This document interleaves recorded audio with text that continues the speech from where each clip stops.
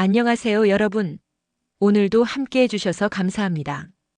혹시 요즘 유튜브나 TV에서 먹방 자주 보시나요?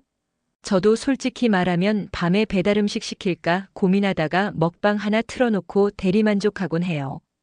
근데 말이죠. 그냥 보는 것만으로도 뭔가 배가 부른 느낌이 들잖아요.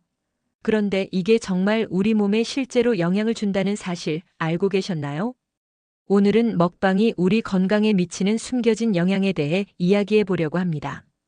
생각보다 심각할 수도 있어요.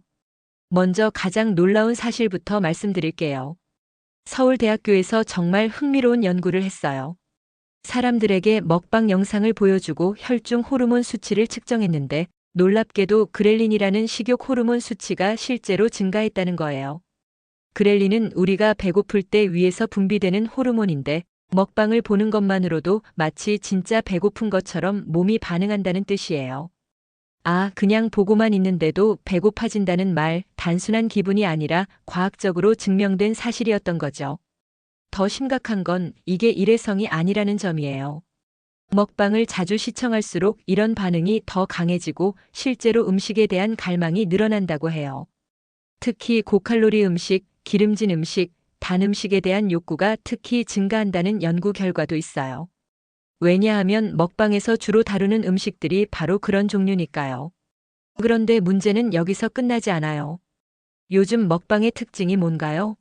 엄청난 양을 먹는 거잖아요. 라면 10개, 치킨 5마리, 떡볶이 3인분. 이런 식으로요. 이걸 보면서 우리 뇌는 무의식적으로 많이 먹는 게 정상이구나. 이 정도는 먹어야 하는구나라고 학습하게 돼요. 실제로 연세대학교 연구팀이 조사해 본 결과 먹방을 자주 시청하는 사람들이 그렇지 않은 사람들보다 평균적으로 1회 식사량이 20에서 30%더 많다는 결과가 나왔어요. 그리고 여기서 정말 무서운 일이 벌어져요. 우리 위는 고무풍선 같아서 계속 늘려주면 용적이 늘어나거든요. 처음엔 평소보다 조금 더 먹는 정도였는데 시간이 지나면서 점점 더 많이 먹어야 포만감을 느끼게 되는 거예요. 위가 커져버리는 거죠. 더 심각한 건 포만감을 느끼는 센서도 무뎌진다는 점이에요. 정상적으로는 이제 그만 먹어라고 신호를 보내야 하는데 그 신호가 약해지거나 늦어져요. 실제로 식사량이 늘어서 6개월 만에 10kg이 증가한 케이스가 있어요. 본인도 모르게 조금씩 늘어난 거죠. 그렇다면 이런 변화가 우리 몸에 어떤 영향을 줄까요? 첫 번째로 당뇨병 위험이 크게 증가해요. 갑작스럽게 많은 양의 음식, 특히 탄수화물을 섭취하면 혈당이 급격히 올라가거든요. 이게 반복되면 인슐린 저항성이 생기고 결국 당뇨로 이어질 수 있어요.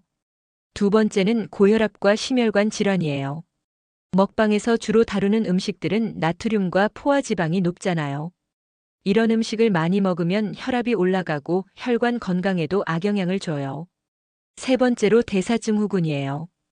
복부 비만, 고혈압, 당뇨, 고지혈증이 한꺼번에 오는 건데 특히 청소년이나 20, 30대에서 이런 증상이 급격히 늘고 있어요.